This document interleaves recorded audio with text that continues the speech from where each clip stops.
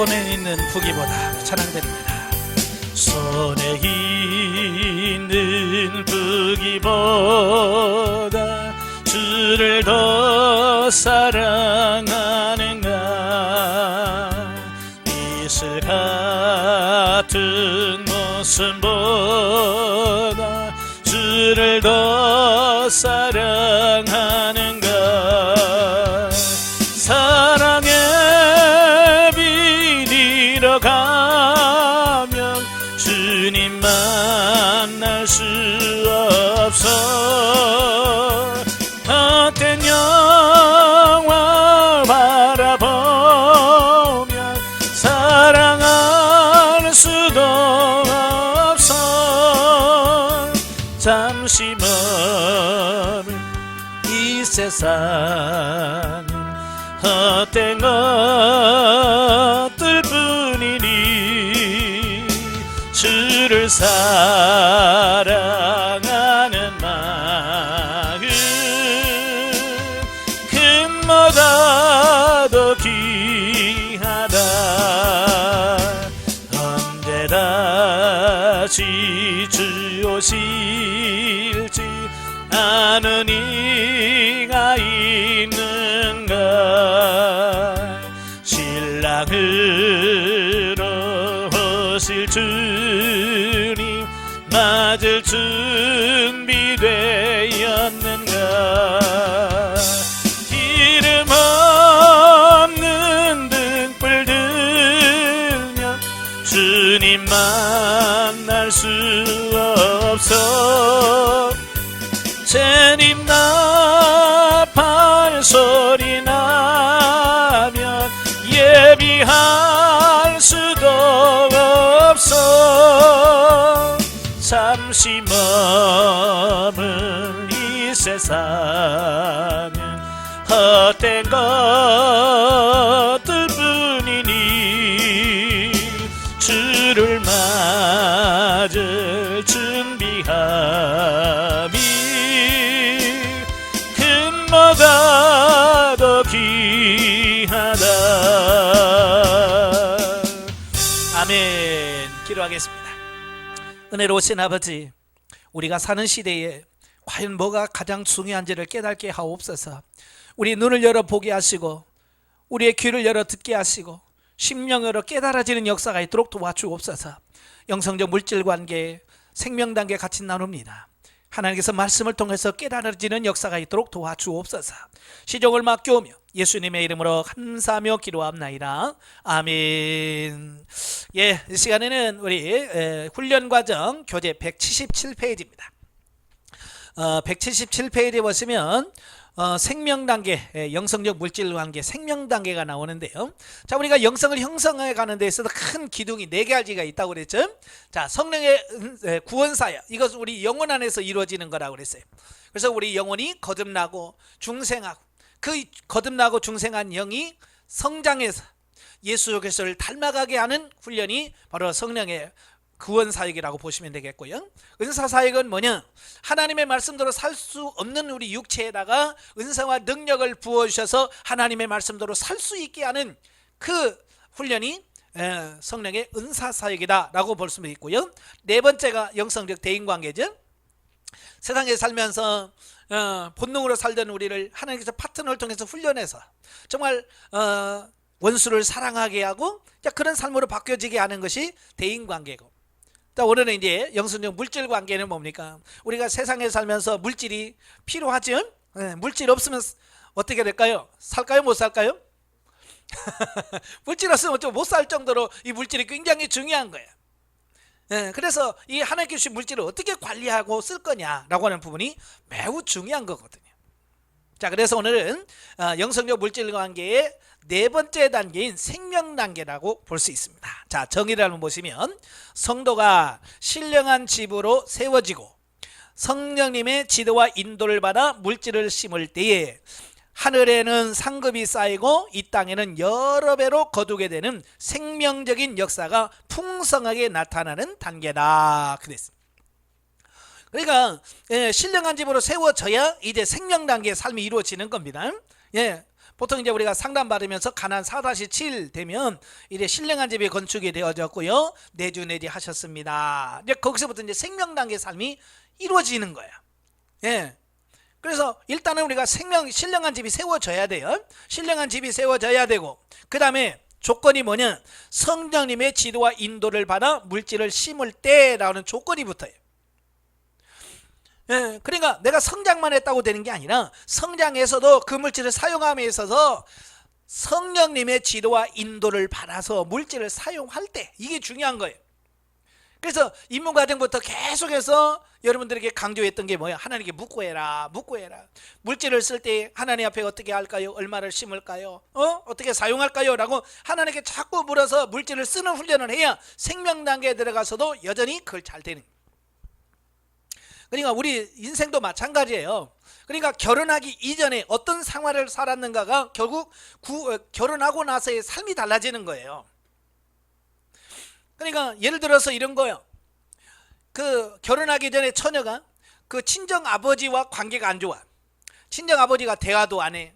같이 어디 가지도 안 하고 같이 밥도 안 먹어. 그러면 결혼하고 나서 너 남편과의 관계가 서먹서먹한 거예요. 이게 안 좋은 거예요. 왜냐하면 어렸을 때부터 그런 훈련이 됐어야 되거든요. 그죠? 친정 아버지하고 관계가 결국 결혼해서 남편과의 관계가 결정이 되어져요. 예. 근데 우리나라는 옛날에는 그런 게 안 됐잖아요. 그죠? 예. 딸이 아버지하고 이렇게 요즘처럼 막 아빠 찍고 막 엉기고 이런 거 안 했어요, 옛날에는. 그렇죠. 그러니까 예전에는 그 여성들이 결혼해서 그렇게 부부간에 이렇게 뭐 살갑게 하고 이런 게 없었어. 근데 요즘에는 이제 하나 둘 나면서 얼마나 아빠가 그냥 완전히 천사처럼 키우잖아요. 공주처럼. 그러니까 관계가 너무 좋은 거야. 그러니까 어때? 시집가서도 친정 옆으로 가는 거예요. 옛날에는 뭐 화장실하고 처갓집은 멀수록 좋다고 그랬거든요. 그죠? 근데 지금은 가까이 갈수록 좋다고 그랬잖아요. 시대가 많이 바뀐 거죠. 그만큼 어렸을 때 훈련이 그 중요한 거예요. 영적인 부분도 마찬가지고요, 물질적인 부분도 마찬가지예요. 그러니까 우리가 자기 마음대로 물건을 사고 막 자기 마음대로 돈 쓰던 삶이 해서 결혼을 하면, 결혼해서 이제 결혼해서도 어때요? 자기 마음대로 쓰는 거예요. 자기 생각대로. 그러니까 남편한테 구살이 맞는 거죠. 왜 당신 마음대로 쓰냐? 이제 그래서 싸움이 일어나는 거거든요. 근데 어렸을 때도 부모님의 허락을 받고 이렇게 쓰는 훈련을 잘 하신 분들은 어때요? 결혼해서도 남편의 상해해 가면서 이게 잘 된단 말이에요. 그래서 훈련이 중요한 거예요.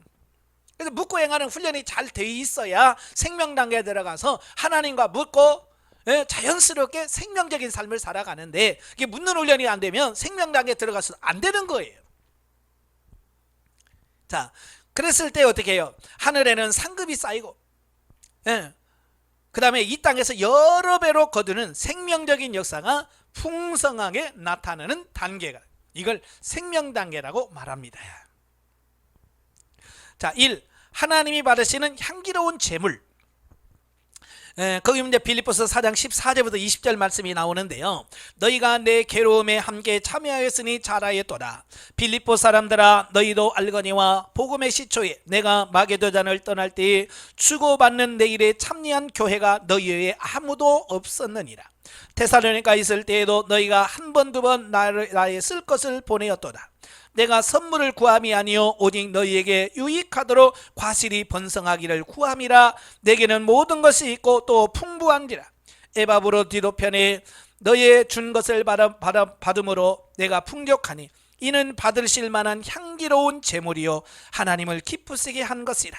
나의 하나님이 그리스도 예수 안에서 영광 가운데 그 풍성한 대로 너희 모든 쓸 것을 채우시리라. 하나님 곧 우리 아버지께 세세 무궁토록 영광을 돌릴지어다. 그랬어요. 자, 이거 빌립보서는 사도 바울이 빌립보 교회에 보내는 서신이 빌립보 서신이거든요. 빌립보 교회는 원래 사도 바울이 2차 전도 여행 중에 세운 교회죠. 원래 사도 바울은 1차는 아시아에서 복음을 전했고요, 2차 전도 여행을 떠나면서도 아시아를 목표로 두고 전도 여행을 떠난 거예요. 그런데 예수의 영이 허락하지 않는 겁니다. 전도하려고 하는데 전도가 안 돼요. 설교하려도 설교가 안 됩니다. 그래서 고민하다가 드로아에 가죠. 그때 환상을 보게 돼요. 마게도냐 사람이 손짓하면서 일로 와서 우리를 도우라라고 하는 손짓을 보게 돼요. 그래서 그 환상을 보고 나서 사도 바울이 짐을 싸서 바로 마게도냐로 건너갔죠. 그 마게도냐의 첫 성이 뭐냐? 빌립보예요. 예. 그래서 그가 빌립보에 가서 그 자주장사 루디아와 예배를 드리다가 그 귀신 들린 여종이 쫓아다니면서 계속 이상한 소리 해대는 겁니다. 그러니까 불쌍하기도 하고 하나님의 사역에 방해가 되기도 하고, 그래서 사도 바울이 이 더러운 귀신 나사렛 예수의 명을 나오라 그랬죠. 귀신을 쫓아내줬어요.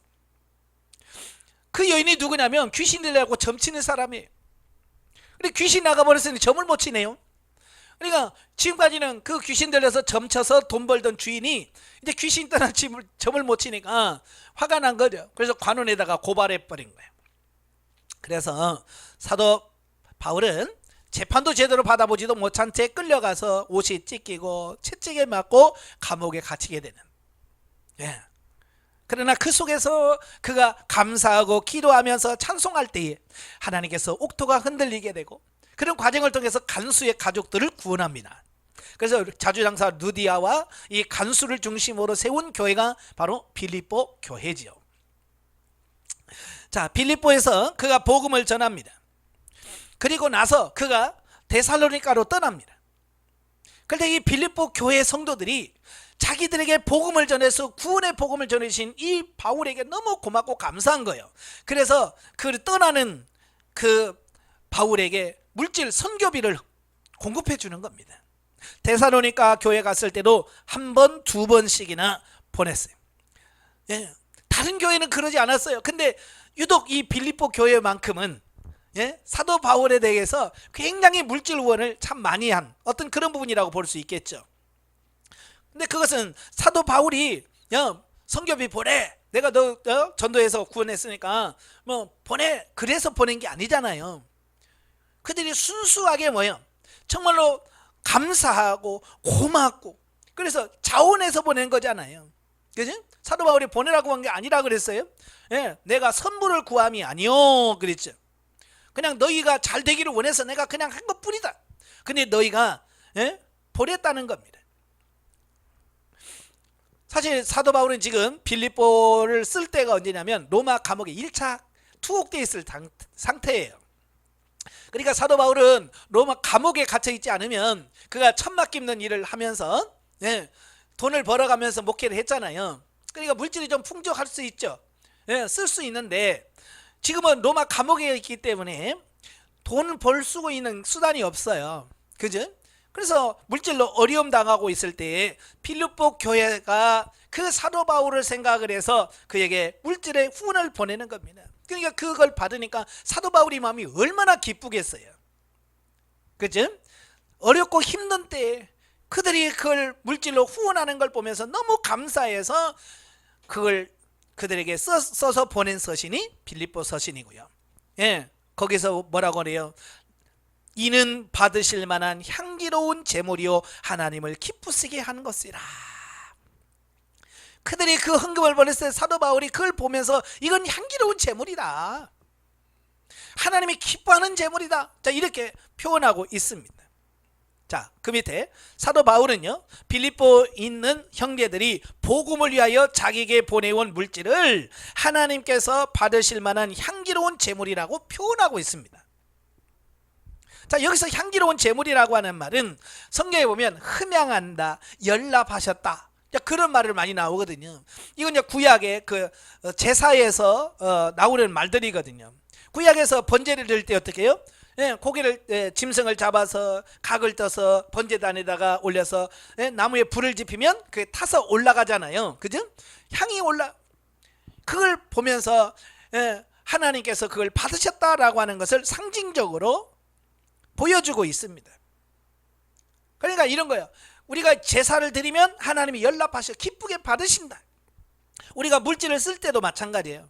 우리가 물질을 사용했을 때 하나님께서 인정해주고, 그래 너 참 잘 썼다, 잘했다 라고 인정받는 것을 뭐라고 그래? 향기로운 제물이라고 표현하고 있습니다.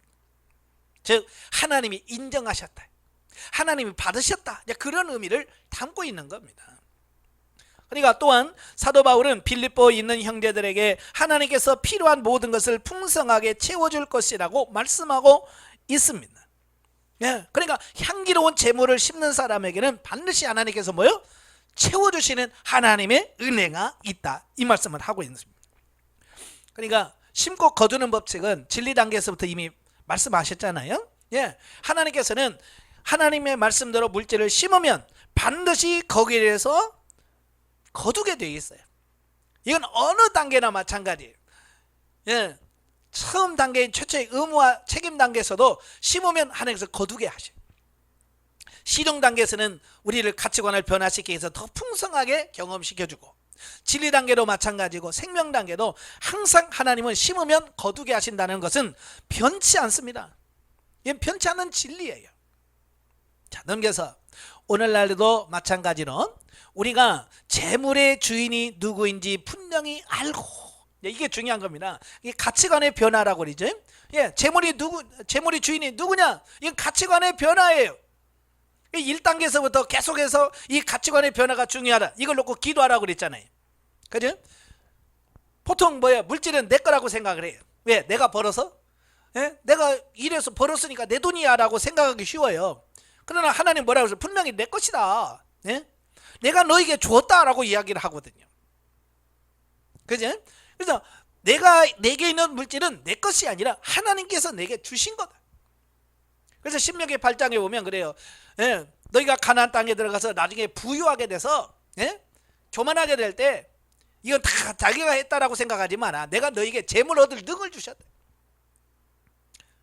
예, 하나님이 우리가 재물 얻을 능을 주셨기 때문에 우리가 재물을 얻을 수 있는 거지, 하나님께서 재물을 얻을 수 있는 능력을 안 주면 우리는 할 수 없어. 사실은 여러분도 몸 아파봐.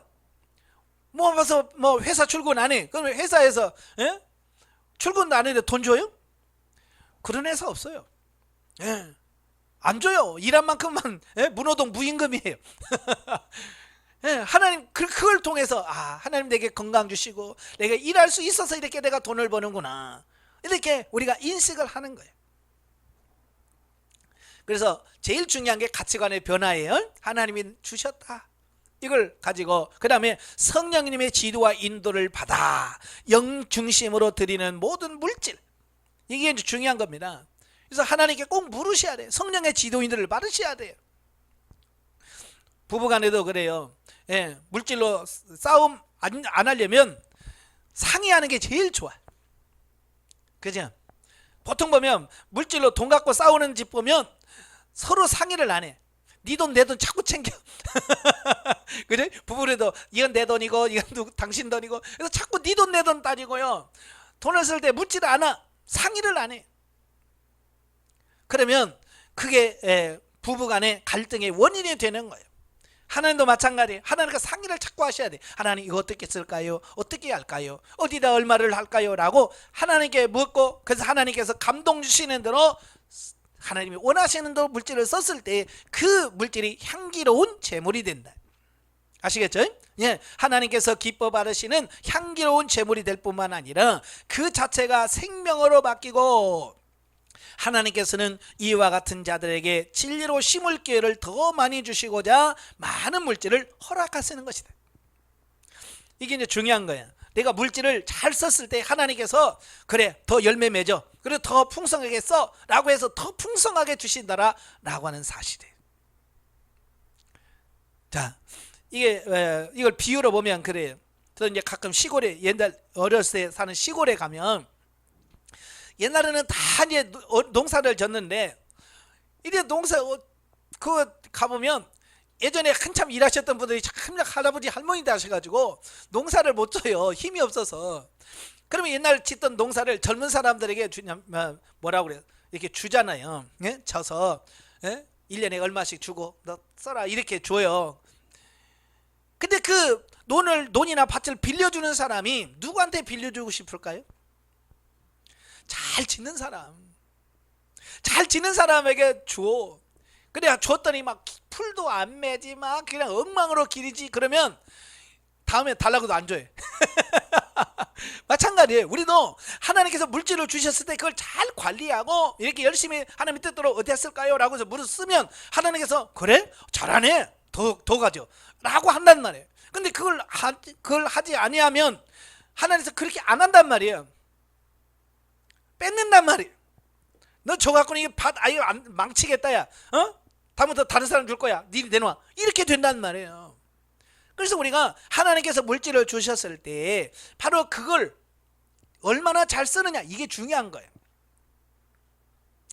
그래서 여러분이 하나님께 주님 물질 좀 주세요 라고 기도해도 하나님께서 안 주시는 이유가 뭘까요? 주면 엉뚱한 데 쓰고 그죠?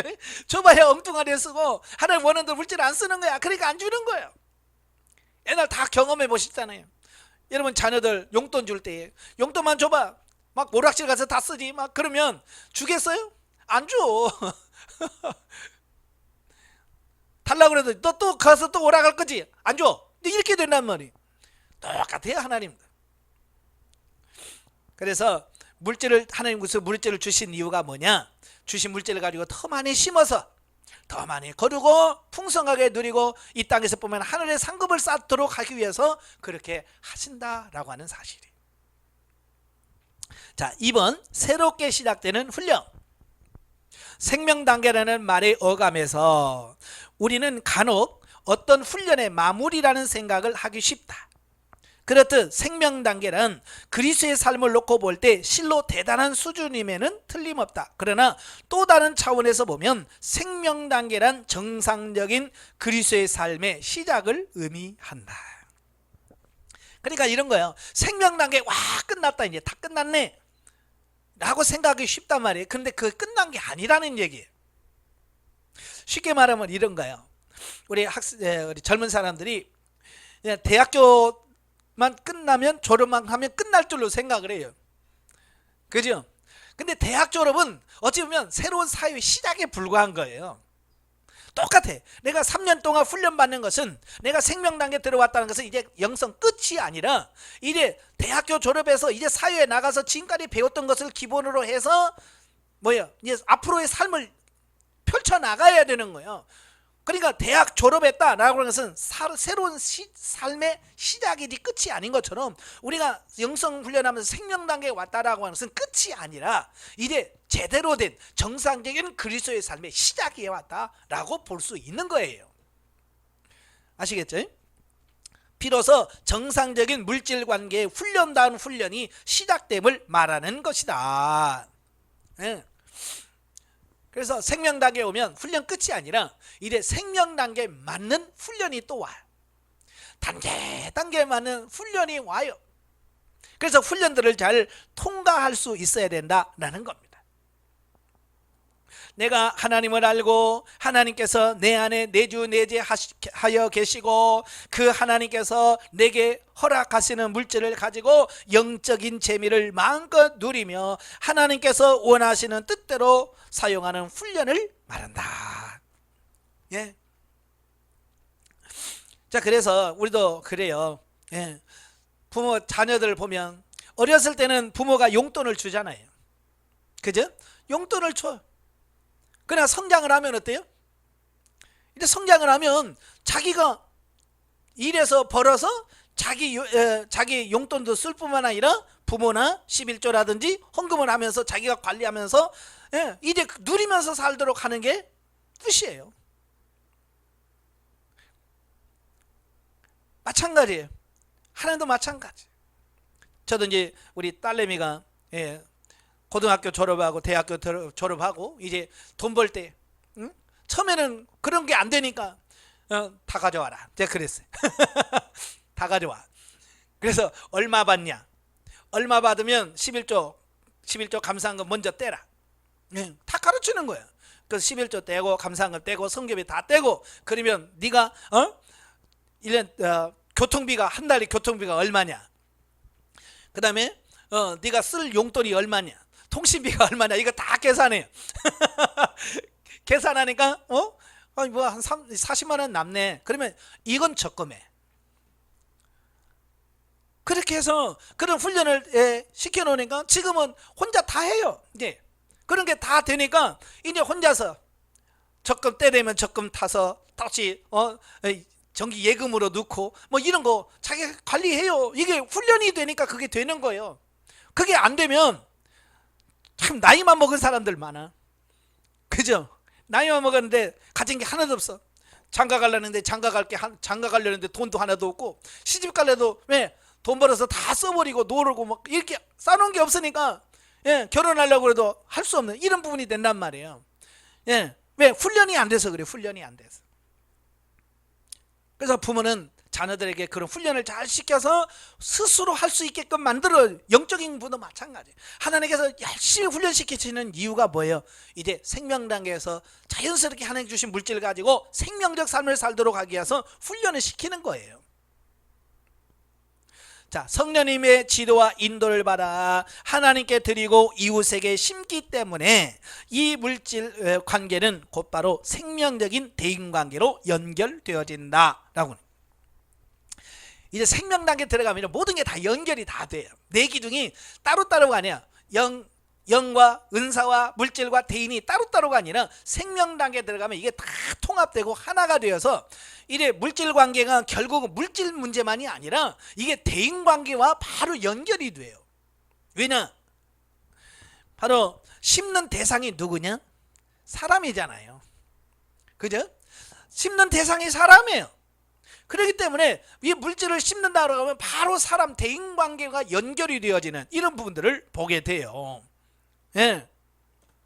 뿐만 아니라 또한 이것은 자기의 영혼을 살찌우고, 예, 성령의 구원사역과 연관이 돼요. 왜? 성령님과 교제하고 하나님 음성을 듣고 하다 보면 자연적으로 하나님과 영적인 관계가 바르게 돼요. 뿐만 아니라 더욱 충만한 은사를 가져온다. 아니, 돈 쓰는데 무슨 은사와 관계 있어요? 예, 하나님 말씀을 듣고 순종하는 때, 그때, 예? 하나님 말씀대로 살 때 은사가 더 풍성해지는 것을 보게 돼요. 그러니까 생명 단계에 들어가면 단순히 돈 문제가 아니에요. 물질 문제가 아니라 이 물질 문제로 인하여 영과 은사와 대인관계 모든 것이 다 하나가 돼서, 예, 세워진다는 것을 보게 돼요. 따라서 영혼, 은사, 물질, 대인관계의 복합적인 훈련이 이루어지고, 그로 통하여 의의 열매를 풍성하게 거두고 하늘에는 날로 상급이 쌓여가는 축복을 누리게 되는 것이다. 예. 그래서 이 물질 문제가 아주 잘 되어야 돼요. 물질 문제가 잘 되어야 다른 것도 잘 되는 것을 보게 됩니다. 예, 우리도 그렇잖아요. 한번 돈 문제 꼬여봐요. 부모 자식 간에도 의의를 끊습니다. 그죠? 이 돈 문제가 잘못되면, 예? 이게 부모 자식 간에 이거 끊어진다니까. 형제 간에도요, 이거 끊어져요. 그렇잖아요. 예? 돈 빌려달라 근데 안 빌려주고, 예?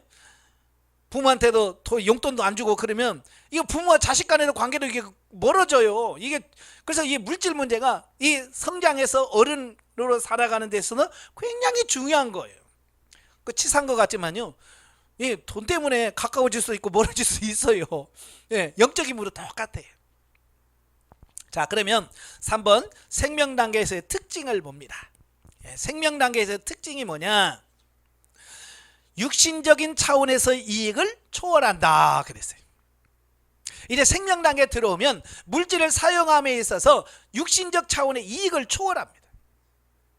그러니까 그리스도인의 물질 관계가 생명 단계에 들어가게 되면 육신 중심의 사고가 많이 지배하던 실용 단계에 와서는 달리 그리스도의 사랑을 덧입어 행하기 때문에 나에게 돌아오는 육신적 차원의 이익과는 상관없이 오로지 하나님과 이웃에게 심을 수 있는 은혜를 입었다는 사실에 감사하고 만족을 느끼며 행하게 되는데, 그러니까 진리 단계 때만 해도요, 진리 단계까지만 해도 심는 것보다는 뭐에다가 관심을 가지냐면 거둬지는 것에 관심을 가져요. 오, 여기 얼마 심었더니 이렇게 거뒀네. 에? 만원 심었더니 10만원 거뒀네. 오, 20만원 심었더니 100만원 거뒀네. 라고 하는 어떤 거둠에 대해서 굉장히 관심을 갖고 거기에 기뻐하고요. 예? 몇 배냐? 여기다가 초점을 맞추게 돼요. 자, 그러나 생명 단계에 들어오게 되면 그걸 초월해버려요.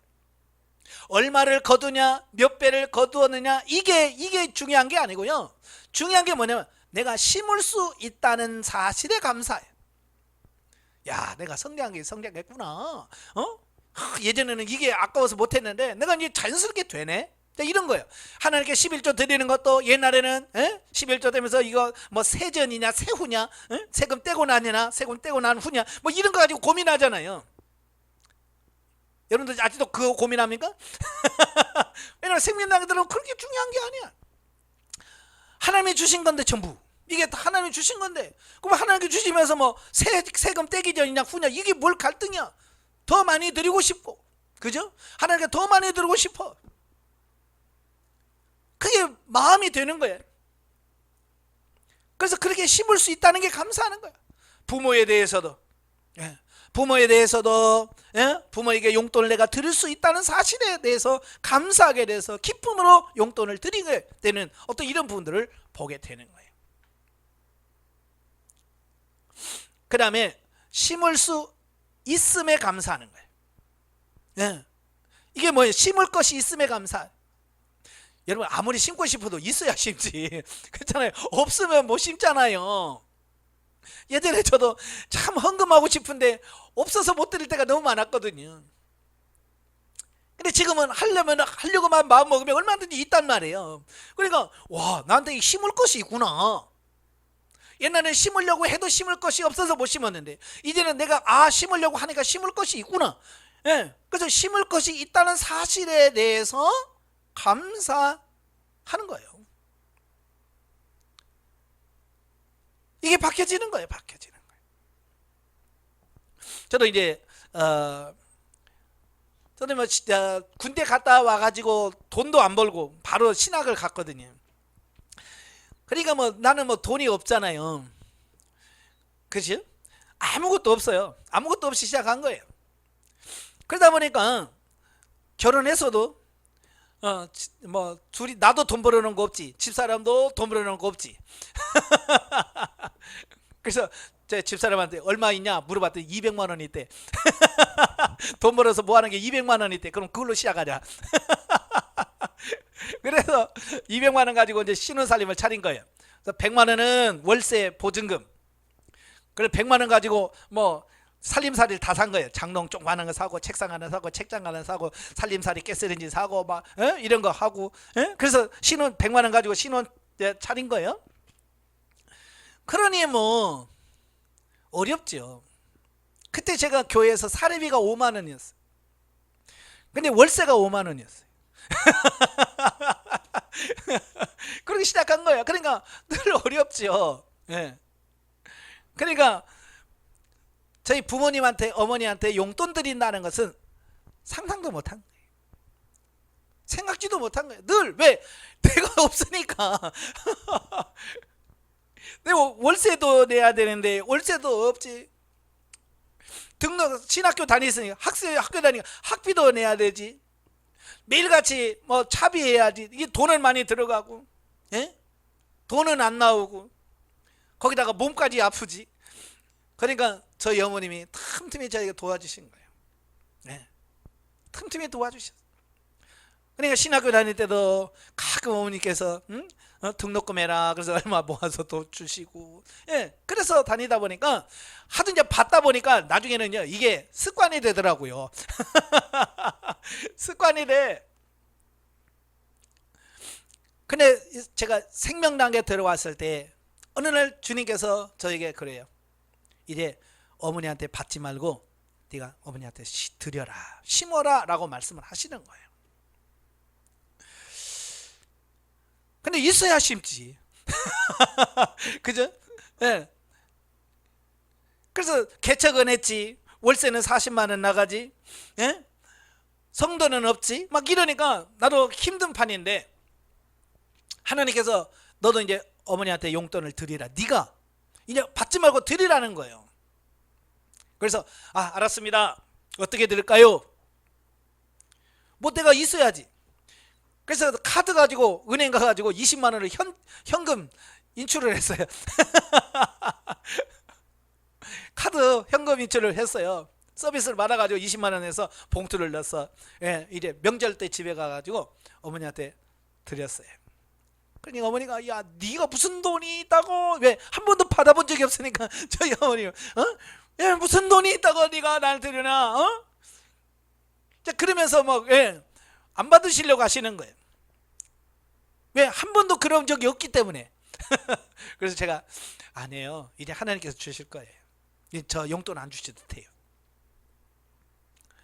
자, 그래서 그 다음부터는 제가 어머니한테 용돈을 안 받았어요. 내가 카드 인출을 해서라도 어머니한테 용돈을 드렸어요. 명절 때 갈 때마다 20만 원, 30만 원 해서 봉투에 어머니한테 드렸어요. 그러니까 저희 어머님이 그 다음부터는 저를 위해서 늘 저놈 막내 아들 저거 굶어 죽으면 어떡하나 맨날 그게 걱정이었대, 우리 어머니가. 네? 근데 제가 없더라도 카드에서 뺏으라도 용돈을 드니까 저희 어머님이 자유하라는 뜻인 거예요. 아, 이제는 제가 먹고 살만하나 보다. 그래서 저에 대한 마음이 놓여지는 거예요. 네, 사실은 제가 놓여진 건 아니죠. 여전히 어려워. 그럼에도 불구하고 하나님 말씀에 네가 드려라. 네? 그래서 그 말씀을 의지해서 드렸더니 그 다음부터 하나님께서 서서히 물질 문제가 해결이 되는 거예요. 그러니까 물질이라고 하는 것은 내가 심으면 풍성해지는 거고, 내가 어렵다고 자꾸 받으면 가난해지는 게 이게 성경적 원리예요. 그래서 하나님 그걸 가르쳐 주시려고 그렇게 하신 거예요. 예수님도 뭐 그랬어요. 예수님도 남을 대접하려고 할 때 너를 다시 불러서 대접할 수 있는 사람을 대접하지 마라. 그건 이미 네가 땅의 상을 받아버린 거다. 그죠? 우리가 예를 들어서 내가 누굴 밥을 사줬는데 그 사람이 아유 지난번에 밥 샀으니까 내가 이걸 사지? 그러면 이미 이제 쌤쌤이 돼버린 거야.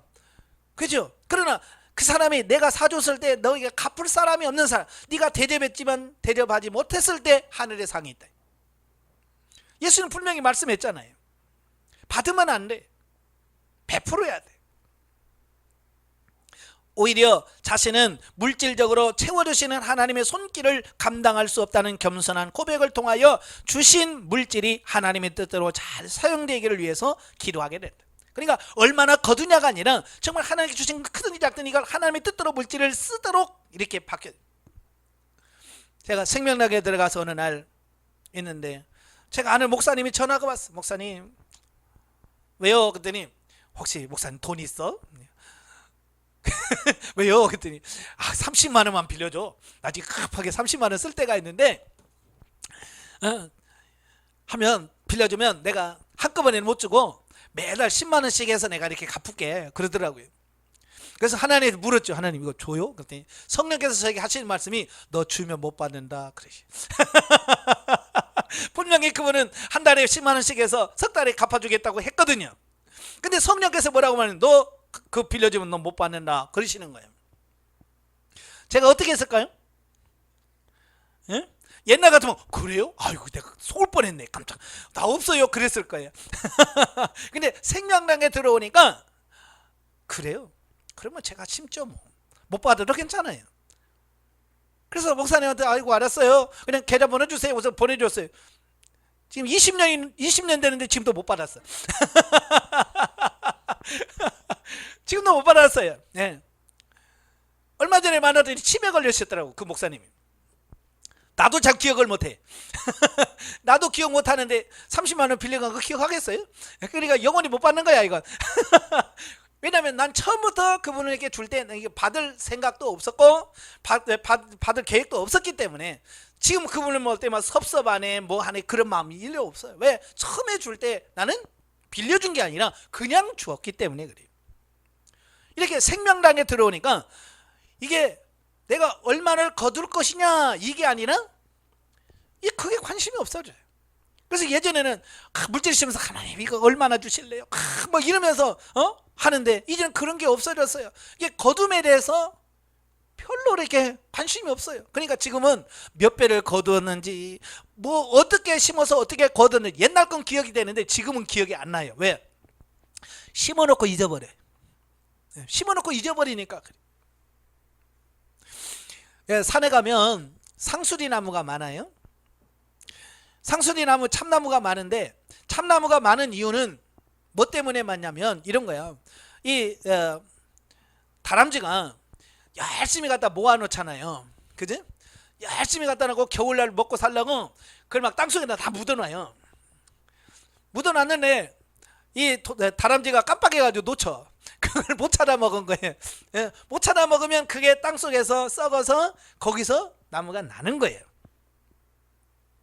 이런 거요. 다람쥐가 못 찾아 먹으면 싹이 나서 거기서 풍성한 열매를 맺어. 이건 뭐야? 지금은 내가 심어놓고도 언제 심어서 거기에 거두었는지 이게 기억이 없어요. 그렇지만 다람쥐가 사는 방법은 뭐냐? 다람쥐가 잘 잊어버려야 돼. 그죠? 다 찾아 먹으면 그 나무 죽으면 끝이야.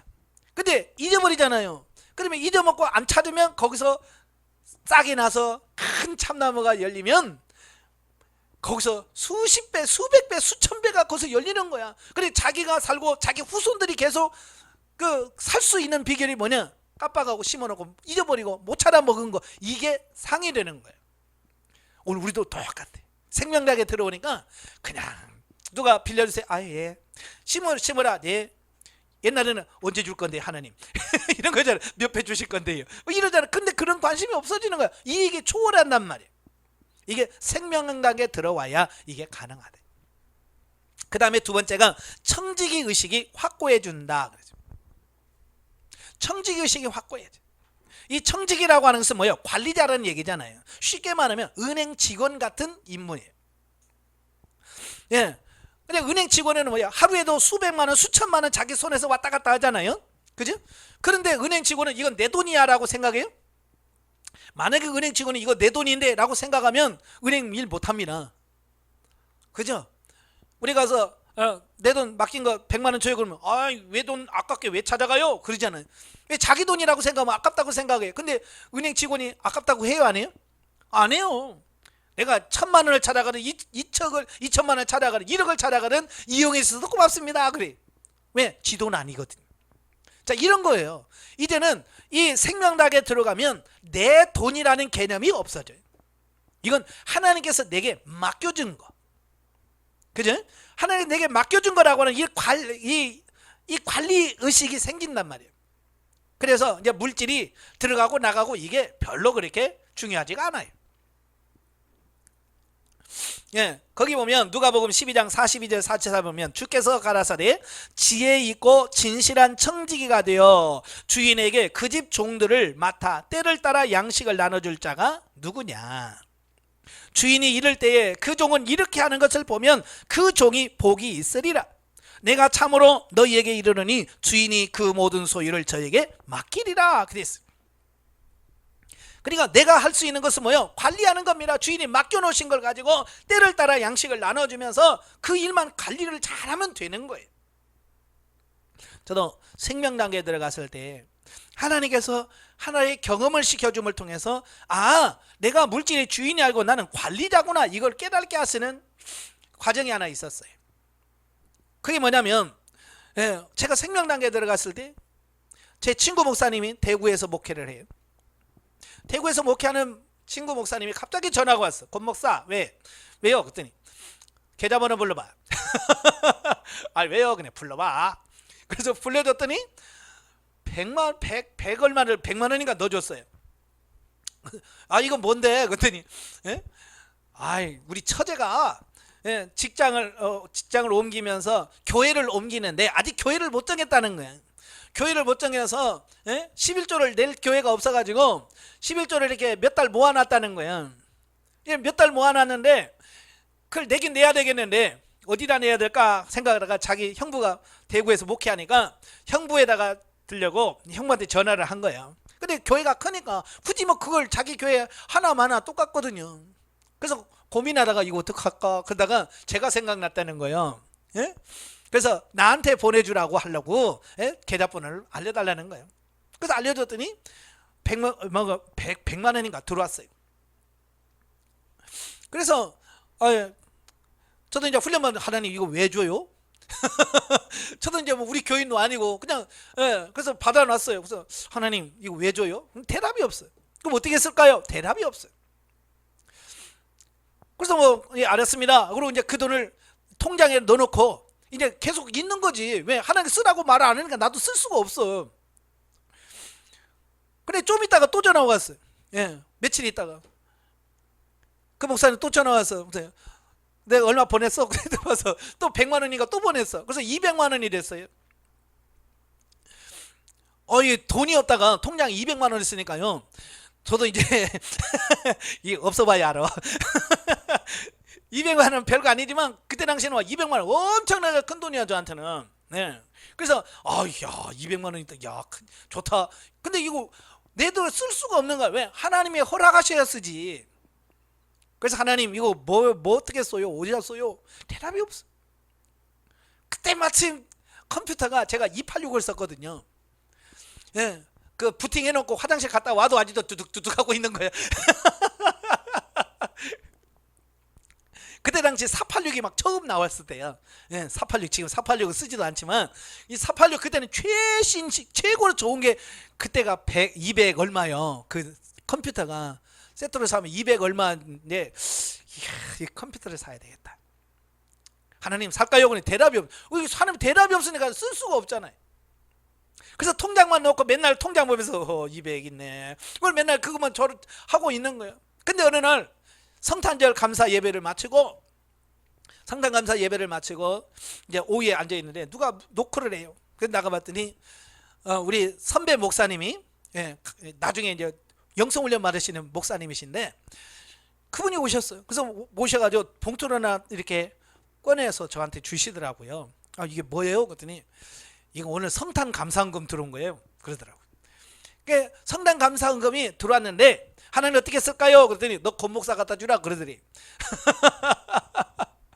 그래서 그 200원까지 뭐 68만 뭐 200원까지 해서 동전까지 해가지고 봉투에 딱 넣어가지고 나 딱 갖다 주면서 이거 하나님이 심으라고 해서 내가 갖다 준 거예요. 그리고 그냥 가셔. 예. 아이고 좋긴 하더라고요 받으니까. 그래서 하나님 물었죠. 하나님 이거 뭐예요? 그랬더니 답이 없어.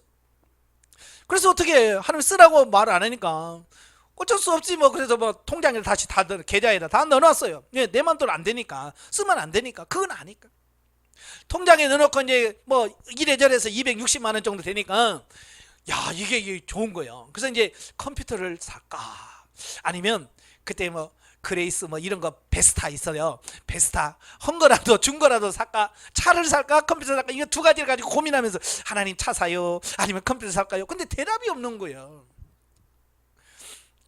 그때가 12월인가 12월 가고 1월 달 가고 2월 달이 돼서 벌써 한 40일 50일 지났죠. 그게 들어온 지가 그렇게 됐어요. 근데 하나님이 쓰라고 말씀을 안 하시니까 나 쓸 수가 없는 거예요. 그래서 계속 하나님께 물으면서 시간이 지나고 어느 날 제가 목요 기도를 마치고 와서 이제 목요일 날 저녁에 8시부터 11시까지 기도 시간이니까 막 기도했어요. 8시 막 기도하는데 갑자기 한 10시쯤 됐을 거예요. 10시쯤 되는데 성령께서 저에게 그 목사님한테 전화해라. 전화를 하라는 거예요. 기도를 막 하고 있는데 한 목사님을 생각나게 하시면서 그러다 전화를 하라는 거예요. 그래서 지금 난 지금 기도 중인데 전화하라고 그러고 그래서 기도하다 말고 바로 옆에 강대장 전화를 걸었어요. 전화 걸어서 목사님 잘 계시죠? 그러니까 비상이요 그러더라고요. 첫 마디가 비상이야. 그 말을 듣는 순간에 야 이거 전화 잘못 걸었다. 이게 육이 딱 감이 오더라고요. 네? 그래서 아니 뭐 왜요? 그랬더니 그 목사님 그러는 거예요. 우리 아들 둘째 아들이 이번에 대학교 시험 봤는데 내일까지 등록금을 내야 되는데 등록금이 없다는 거예요. 내일까지 등록을 내야 되는데 등록금이 없다. 등록금이 뭐 280인가 270인가 200 얼마가 있는데 자기가 지금 갖고 있는 게 70만 원밖에 없대. 그래서 그러냐? 그래서 아니 은행에 가서 좀 대출 받지. 그러니까 가봤는데 안 돼. 아유 형제들도 있을 거 아니야. 나도 이제 주기 싫잖아요. 여기. 그러니까 자꾸 이렇게 말을 막 돌려본 거죠.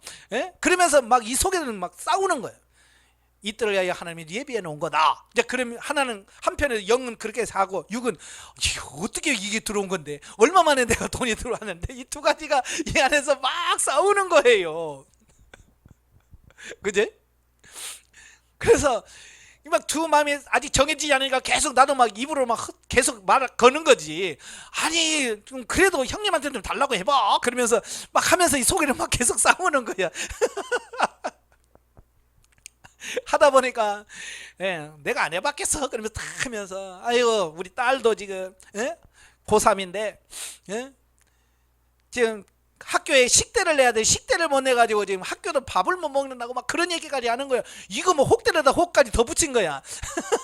일찍 얘기했으면 등록금만 주면 되잖아요. 그죠? 이래 더 듣다 보니까 딸내미 바깥까지 더 붙이게 됐어요. 그렇게 한 30분을 넘게 씨름하다가 결국 이겼어요. 줘라. 이때를 위해서 하나님 준비해 놓은 거다. 근데 한쪽에 육은 너무 마음이 안 편한 거야. 얼마 만에 이게 들어온 건데 이거 또 언제 이게 들어올지 모르잖아요. 그렇잖아요. 어떻게 이런 돈이 또 들어올지 모르잖아요. 그러니까 육은 막 이게 싫고 그러니까 막 육이 막 짜증내더라고요. 그래서 알았어 계좌번호 불러줘요. 곱게 하면 얼마나 좋아요. 예? 그래서 이제 계좌번호 받아놓고 이제 허탈하더라고요. 이제 전화를 끊고 내일 보내줄게요. 그러놓고 이제 앉아서 기도하려고 딱 앉아있는데 아휴 허탈한 거야. 그동안 그래도 쓰지는 못했지만 통장에 있으니까 마음이 뿌듯했는데 이제 그게 다 나간다고 생각하니까 이제 허전한 거예요. 그래서 하나님 이거 뭐예요? 왜 나에게 그냥 주려면 하나님께서 그냥 주지 왜 나한테 줘가지고 나에게 몇 달 동안 그거 가지고 고민하게 하고 갈등하게 하고 그렇게 하고 나서 왜 주냐? 그렇게 하나님께 질문했을 때 청지기라고 하는 말씀을 주십니다. 내가 너에게 돈을 줘서 내가 너에게 맡아 관리하고 정말로 쓰는지 안 쓰는지 내 말대로 하는지 이걸 널 훈련하게 해서 내가 너에게 맡겨줬다는 거예요. 그리고 그 목사님은 직접 주지 아니하고 그 목사님은 3개월 동안 사모님하고 둘이 교회에서 철야했대. 아들이 대학을 간다고 하는데 상황적으로는 도무지 안 되겠고 아들한테 사정을 했대. 너 안 되겠다. 너 제발 학교 가지 말고 돈 벌어서 니네 형이 지금 대학교 가니까 형 등록금을 대줘라 그랬대. 근데 이 아들이 아니야 그건 형의 인생이고 나는 내 인생이지 그러면서 안 듣더라는 거예요.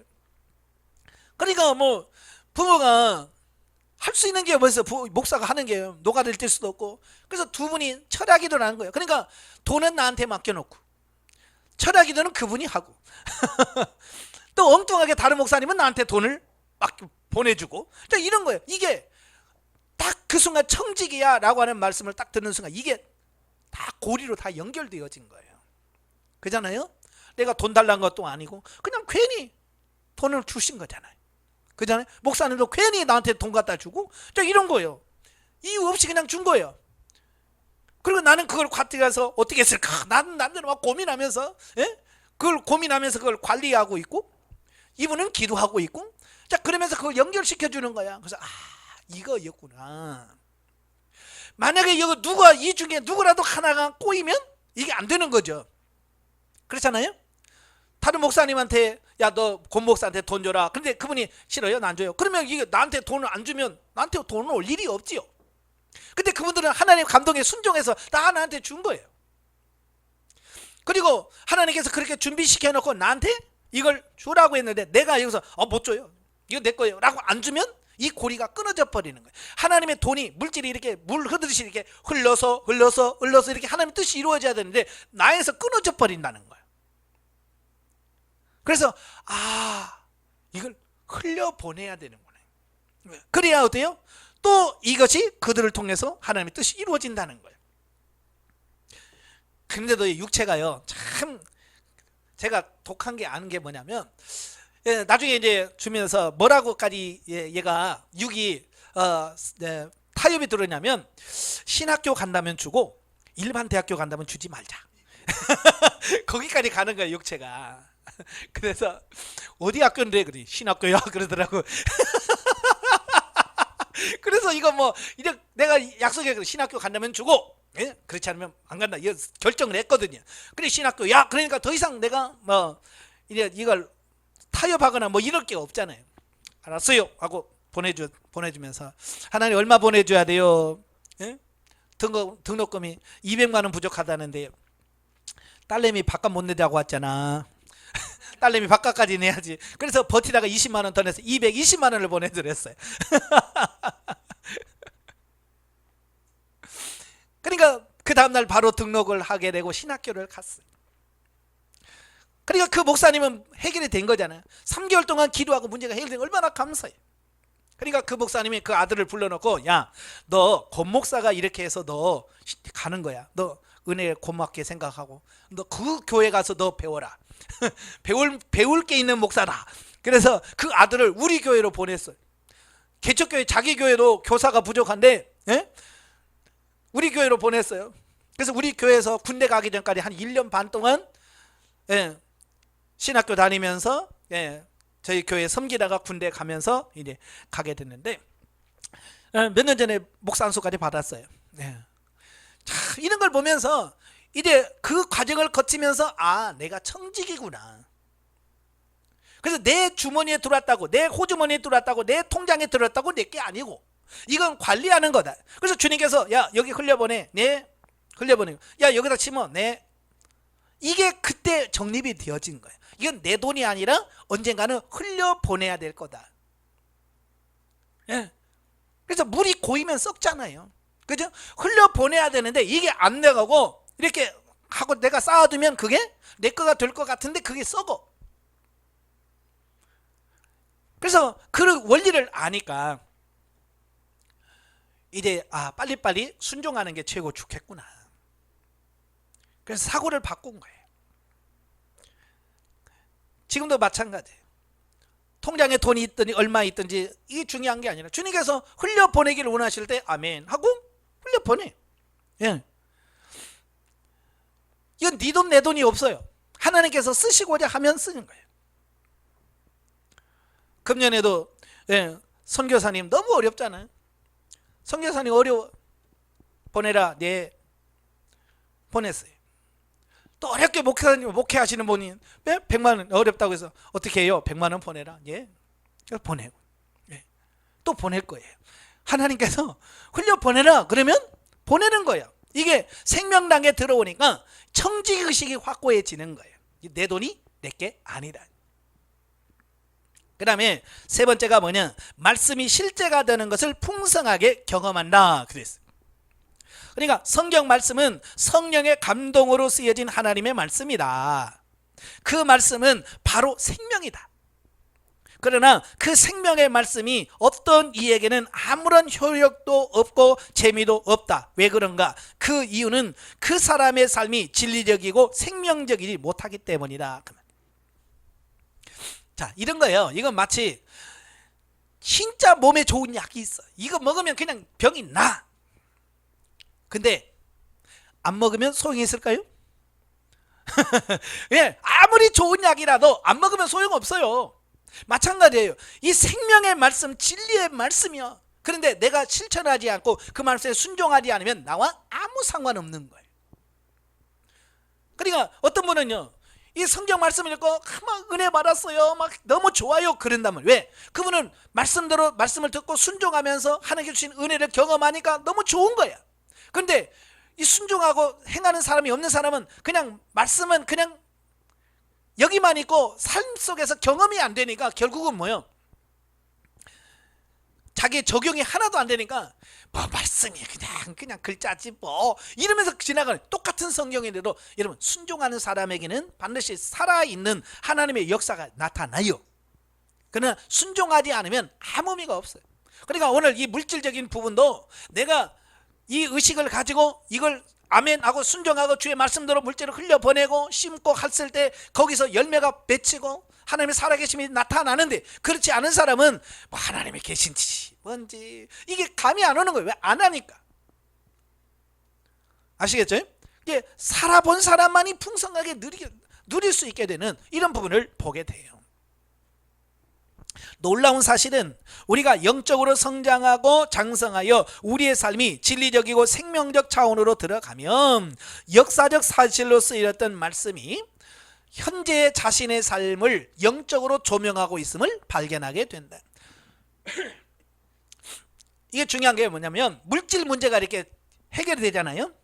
물질과 하나님과 관계가 잘 되면요, 이게 성경 말씀이 살아있는 말씀으로 들려지고 그 말씀이 나의 삶 속에서 그냥 느껴지고 깨달아지는 거예요. 멀리 계신 하나님이 아니라 가까이 계시고 나와 함께 하시고 동행하시는 그 하나님을 알게 돼요. 그래서 살아있는 신앙생활이 뭔지 이해가 돼요. 그러니까 성경을 읽으면서 아멘 아멘 아멘 이렇게 되어지는 거예요. 그러니까 창세기를 읽어도 내게 주신 말씀으로 보여주고 출애굽기를 읽어도 내게 주신 말씀으로 여겨주고 역대기요 그 열왕의 그 기사를 봐도 내게 주신 말씀으로 여겨져. 이 물질 문제가 해결되니까 이게 다 그렇게 해결되더라고요. 말씀이 살아있더라고요. 이와 같이 우리가 말씀을 영적 실제로 풍성하게 경험하면 그 놀라운 경험에 감격하게 되고 놀라우신 하나님의 계획과 섭리를 깨닫고 그 은혜에 깊숙이 들어가게 된다. 그러니까 물질 문제가 통과되어야 하나님과 더 깊은 단계에 들어가게 돼. 그래서 많은 사람들이 왜 영적으로 깊은 단계에 못 들어가냐면 이 물질 문제에서 턱이 걸려요. 심어라 그래도 아이고 이거 내가 왜 심어요? 왜 그거다 줘야 되나요? 근데 안 심어. 그러니까 그 다음 단계를 못 넘어가는 거예요. 그 깊은 단계로 들어가야 되는데 이 물질 문제에 걸려가지고 못 들어가요. 그러니까 웨슬리가 그랬잖아요. 지갑이 회개해야 진짜 신앙이 된다. 지갑이 회개해야 된대. 이 말은 무슨 말이에요? 물질 문제가 해결돼야 된다는 얘기예요. 하나님과의 관계 속에서 이 물질 문제가 해결이 되어야 영적으로 더 깊은 단계에 들어갈 수 있고 하나님과 원만한 교통이 이루어질 수 있다는 겁니다. 오늘 많은 사람들이 왜 하나님과 교제가 안 됩니까? 물질 문제 자유롭지 않아서 그래요. 하나님께서 물질을 심어라 그래도 아까워서 못 심고 흘려보내라 그래도 못 흘려보내고 그냥 물질 문제에 자유롭지 못하니까 결국은 영적으로도 자유롭지 못하는 이런 부분을 보게 돼요. 그래서 여러분 이렇게 자유하시길 바래요. 자유하려면 어떻게 해야 돼요? 빨리 그 문제를 통과하셔야 돼요. 통과하시고 나면 성경을 보는 관점이 달라지고요. 성경을 보는 말씀이 실제로 살아 역사하는 이런 부분들이 많이 느껴지는 것을 보게 돼요. 사실 물질 문제만큼 하나님과 직접적으로 이렇게 교제할 수 있고 또 살아서 내 눈으로 확인할 수 있는 것은 물질 문제예요. 왜냐하면 현찰이 내 눈앞에서 나가고 현찰로 들어오잖아요. 그죠? 가장 확실한 게 뭐예요? 이게 이거 물질 문제만큼 하나님의 손길을 가장 많이 경험하고 많이 체험할 수 있는 것이 없어요. 그래서 물질 문제만큼이 제일 중요한 거예요. 저도 이제 목사가 돼서 참 나 설교 잘하는데 왜 나를 이렇게 설교를 부탁을 안 할까? 누가 와서 뭐 집회를 인도해달라고도 안 하고 헌신예배 인도해달라는 데도 없고 뭐 그래요. 그래서 나는 불러주는 데도 없어. 그러고 있었어요. 근데 영성훈련 받고 진리 단계 딱 들어가니까 성경이 정말 살아있는 것을 경험하게 돼요. 진리 단계 들어가면서 지식의 말씀면서와 지혜 말씀면서가 임했네요 그러더라고 상담하시는 목사님이. 그래서 예 하고 집에 와서 성경 읽는데요 진짜 막 성경이 움직여.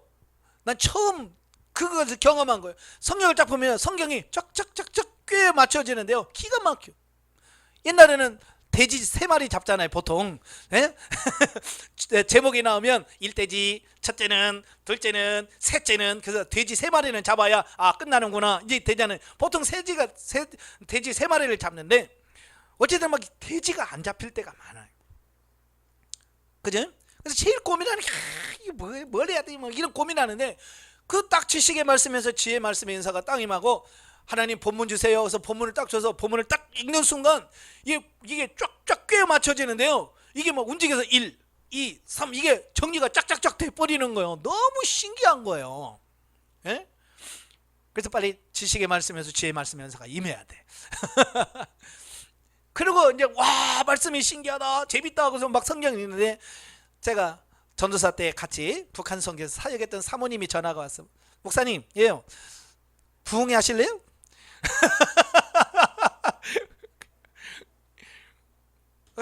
불러주는 애가 있어야지. 내가 그랬더니 자기가 아는 기도원이 있는데 다른 목사님을 보내려고 그랬더니 시간이 안 된대. 그래서 누구를 보낼까 생각하다가 제가 생각났다는 거예요. 그래서 제가 저보러 이제 물어보는 거예요. 갈 거냐. 그래서 뭐 가죠 뭐. 그리고 이제 가서 부흥회를 했어요.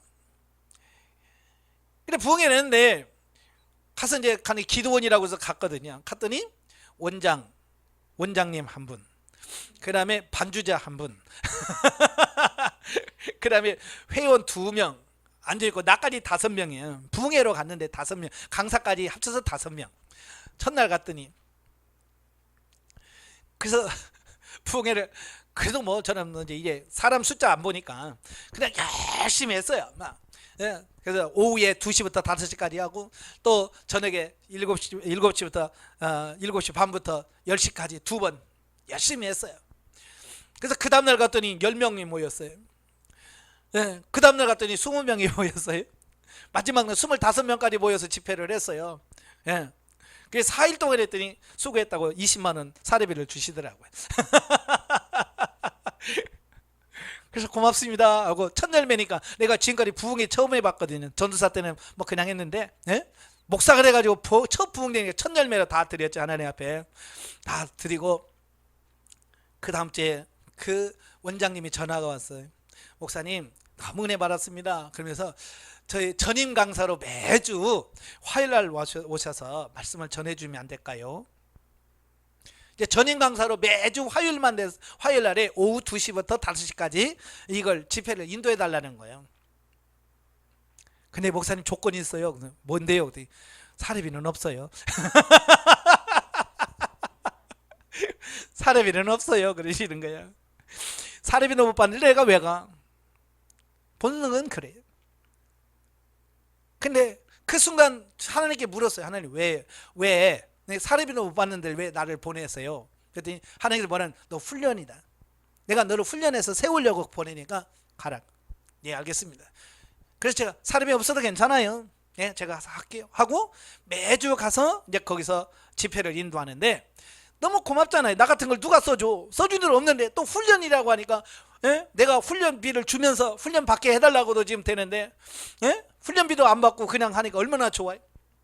그래서 하나님 감사한데 어떻게 할까요? 그러니까 매주 10,000원씩 감사한금 해라. 네, 알겠습니다. 그래서 내가 사례비도 못 받는 애가 감사한금 10,000원씩 해가면서 가서 집회를 인도한 거예요. 네. 그래서 매주 가면서 많은 감사한금하고 집회 인도하고 그렇게 지났어요. 근데 딱 30주가 지났을 때 돈이 떨어져. 내가 돈이 떨어졌어. 30번 했는데 31번째 해야 되는데 돈이 없는 거예요. 그래서 어쩔 수 없지 뭐 그냥 가서 그냥 감사한 거 못하고 그냥 집회 인도했죠. 그 다음 주도 역시 그렇고 그래서 한 달 5주인가를 돈 감사한금 하지 못하고 계속 집회를 인도만 해줬어요. 예. 근데 그 마치고 나서 저녁에 왔는데 그 원장님이 전화가 왔어요. 목사님 힘드시죠? 아니요. 그랬더니 계좌번호 좀 불러주세요. 그러시더라고요. 아니 왜요? 그랬더니 그 집회에 참석하신 여집사님이 계시는데 그분이 제 설교를 듣고 감동을 받고 은혜를 많이 받았다는 거예요. 그래서 매달 그 목사님 교회에다가 선교비를 좀 보내주시고 싶다고 그래서 이분이 매달 30만 원씩 보내주겠다고 한다고 계산해 보니까 내가 딱 30주 낸 거야. 30만 원. 그럴 줄 알아서 2만 원 냈으면 60만 원 받을 거 아니에요. 그래서 그분이 그때부터 2년 동안을 매달 30만 원씩을 보내줬어요. 그래서 그러니까 그분이 우리 교회 월세를 해결해 주신 거예요. 2년 동안. 참 하나님은요. 뭐 계산에 빈틈이 없으셔요. 이런 걸 경험하는데 하나님 어떻게 안 믿고 그렇잖아요. 어떻게 순종을 안 하겠어요. 그래서 2년 동안 보내시고 나서 저희 교회가 이제 어느 정도 돼서 이제 물질을 받을 필요가 없게 됐을 때 그분이 끊어지시더라고요. 예. 참 하나님은 기가 막히셔. 순종하시면 이렇게 하나님은 살아 역사하셔.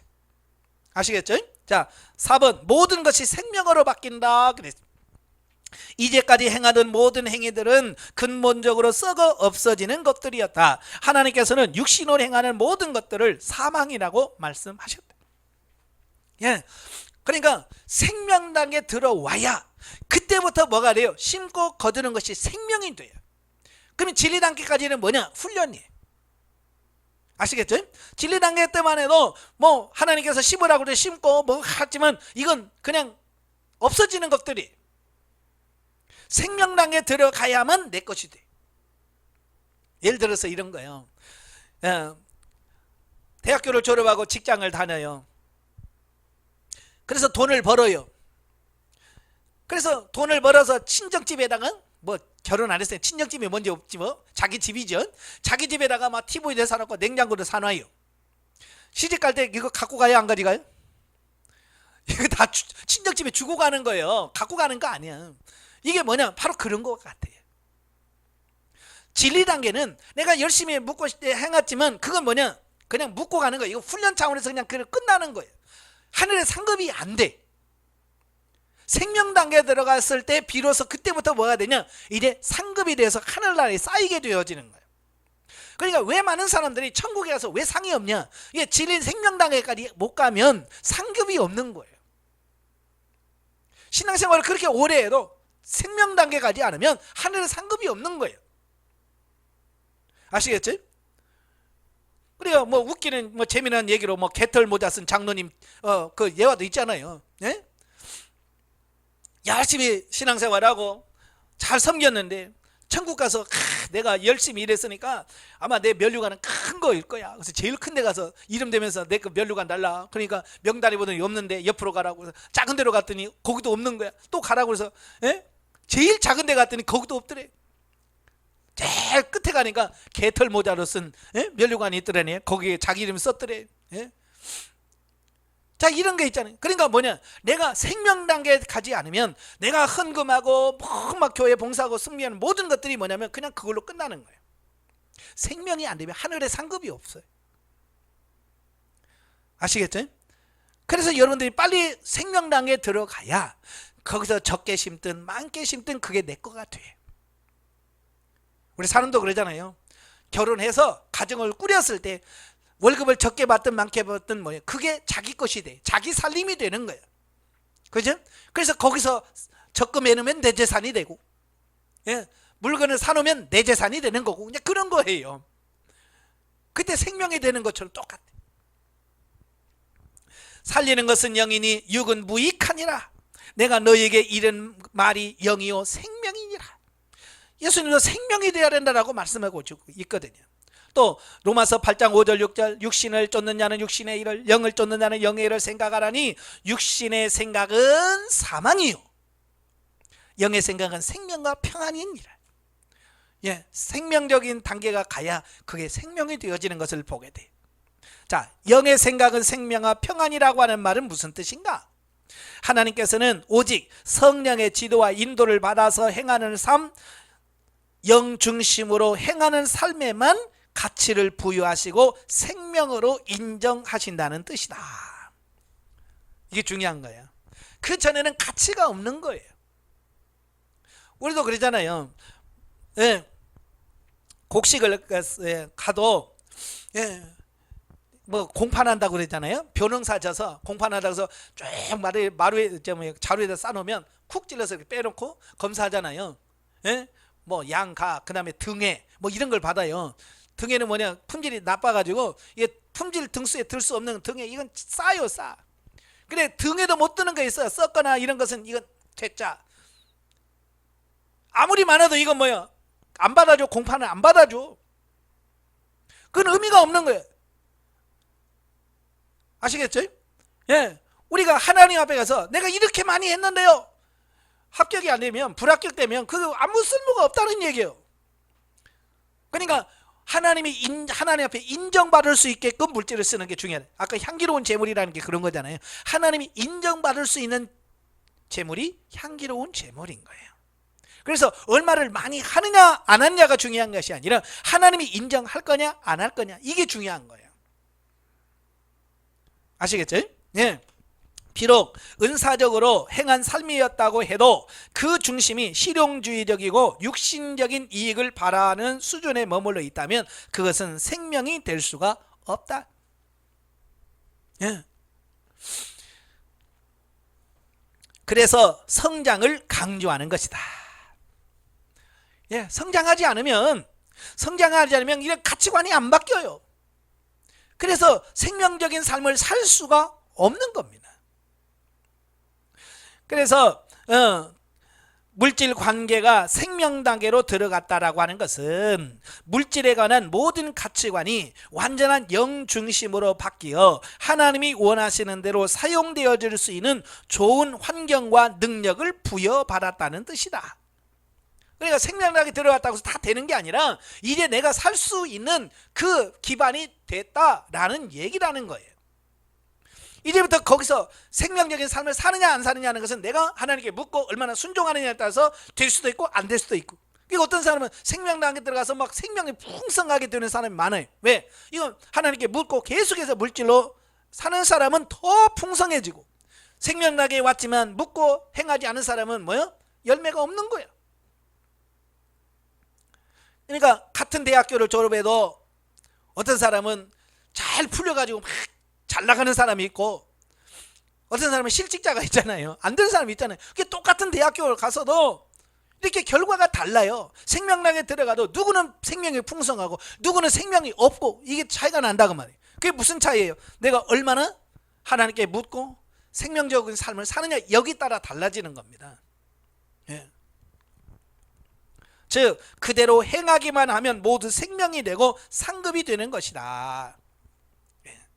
내가 육신에 머물러 있으면 생명이 될 수가 없어요. 그래서 빨리 하나님께서 말씀을 하실 때 그걸 듣고 과감하게 실천하고 순종했을 때 영 중심에서 영으로 바뀌어지고 생명이 되어져서 하나님 인정하는 삶이 되어진다는 걸 꼭 기억하시기를 바라요. 네. 저는 물질에 대해서는 할 말이 참 많아요. 왜?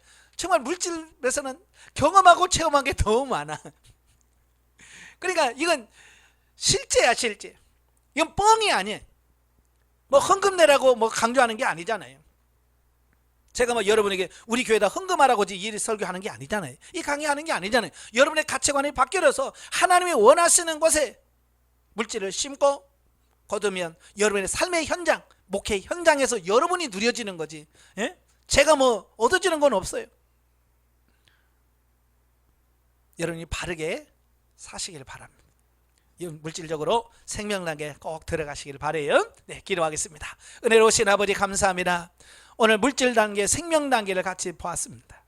우리의 가치관이 생명으로 바뀌어지게 하옵소서.